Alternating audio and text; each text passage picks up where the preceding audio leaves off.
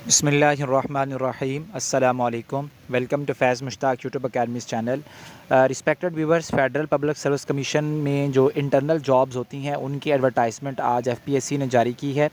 वाज़ेह रहे कि ये जो एफपीएससी की जो हर मंथ एक एडवर्टाइजमेंट आती है वो जनरल रिक्रूटमेंट की एडवर्टाइजमेंट होती है और उसमें जो पाकिस्तान भर के जितने भी इदारे होते हैं जो कि वफाकी गवर्नमेंट के अंडर होते हैं, तो उन डिपार्टमेंट्स के अंदर जो भी भर्ती रिक्वायर होती है तो एफपीएससी उस प्रोसेस को सर अंजाम देता है। लेकिन ये जो एडवर्टाइजमेंट आई है ये फेडरल पब्लिक सर्विस कमीशन के इंटरनल जो उनका प्रोसेस है, काम करने का तरीकाकार है, यानी उनके जो ऑफिस की रिक्वायरमेंट है उसके लिए ये जो नई एडवर्टाइजमेंट है ये जारी की गई है।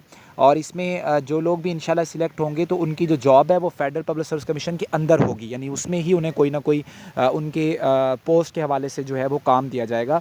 तो ये डिस्कस करते हैं कि कौन कौन सी सीटें अनाउंस हुई हैं, और इसका फेडरल पब्लिक सर्विस कमीशन एक टेस्ट भी कंडक्ट करेगा अलग से, और उस टेस्ट की 100 मार्क्स का एक एमसीक्यूज़ का टेस्ट होगा जिसकी जो वेटेज है सब्जेक्ट भी उसके अंदर शामिल है, जिन सीटों के ऊपर सब्जेक्ट की कोई रिक्वायरमेंट है। और जो जनरल सीट होती है उनके ऊपर वो जनरल टेस्ट होगा जिसमें इंग्लिश है, मैथमेटिक्स है, पाकिस्तान स्टडीज़ हैं, करंट अफेयर्स हैं, ये सारी चीज़ें शामिल होंगी।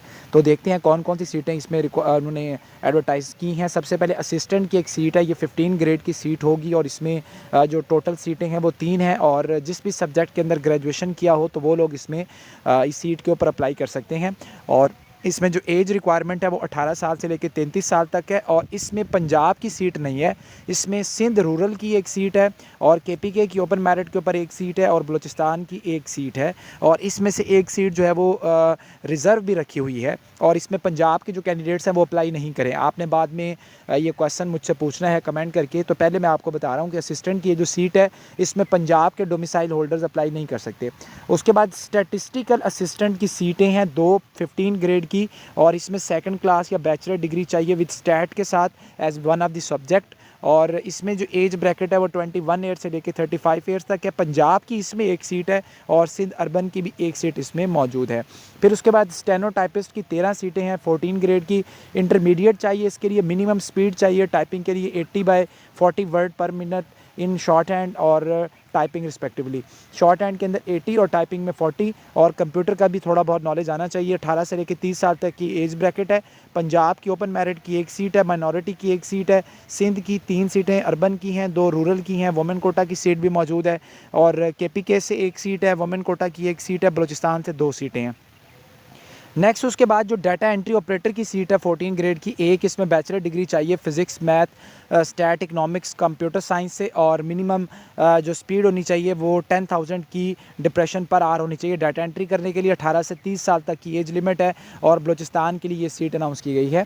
फिर उसके बाद अपर डिवीजन क्लर्क जिसे यूडीसी कहते हैं, ये 13 ग्रेड की एक सीट है, 5 सीटें इसमें इंटरमीडिएट चाहिए, और 3 वीक्स की बेसिक आईटी ट्रेनिंग जो है वो ज्वाइनिंग से पहले ही वो आपको डिपार्टमेंट खुद करवाएगा। और ये पंजाब की एक सीट इसमें मौजूद है, माइनॉरिटीज़ के लिए भी सीट रखी गई है, सिंध के लिए भी मौजूद है एक सीट, केपी के लिए भी एक सीट मौजूद है। जो एलडीसी है जिसे लोअर डिवीजन क्लर्क कहते हैं, 11वें स्केल की 6 सीटें हैं, मैट्रिक होना चाहिए, टाइपिंग स्पीड जो है वो 30 वर्ड पर मिनट होनी चाहिए, और फिर इनको भी 3 माह की 3 वीक्स की एक बेसिक ट्रेनिंग करवाई जाएगी। पंजाब की यहाँ पर भी 2 सीटें मौजूद हैं। फिर उसके बाद ये ड्राइवर की, इलेक्ट्रीशियन की, नैब कासिद की और चौकीदार की सीटें मौजूद हैं।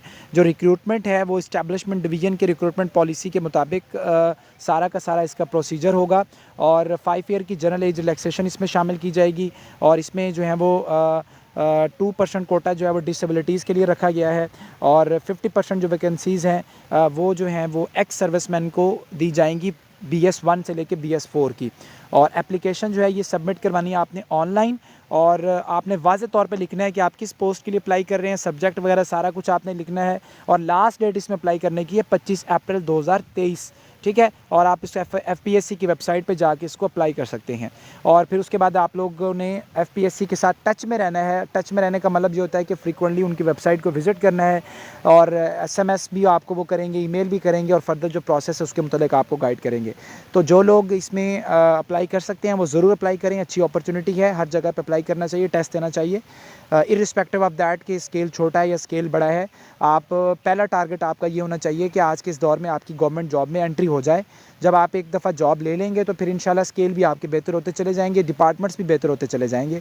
आज भी पीएमएस का रिज़ल्ट आया है और उसमें भी बहुत सारी स्टोरीज़ होंगी जिन लोगों ने स्ट्रगल की है, जो छोटे स्केल से लेके आज अल्लाह ताला ने उनको इतना नवाजा है। तो ये सारी चीज़ें जद्दोजहद से होती हैं, मेहनत से होती हैं।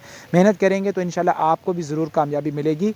इसलिए किसी भी सीट को छोटा मत कंसिडर किया करें और उसमें अगर आप इजीली फाइनेंशियली आपको प्रॉब्लम नहीं है, आप टेस्ट देने के लिए जा सकते हैं, आप किराया वगैरह मैनेज कर सकते हैं, अगर घर से दूर है टेस्ट सेंटर तो आप ज़रूर उसमें अप्लाई किया करें। अपना बहुत ज़्यादा ख्याल रखें जी। अल्लाह हाफ़िज़।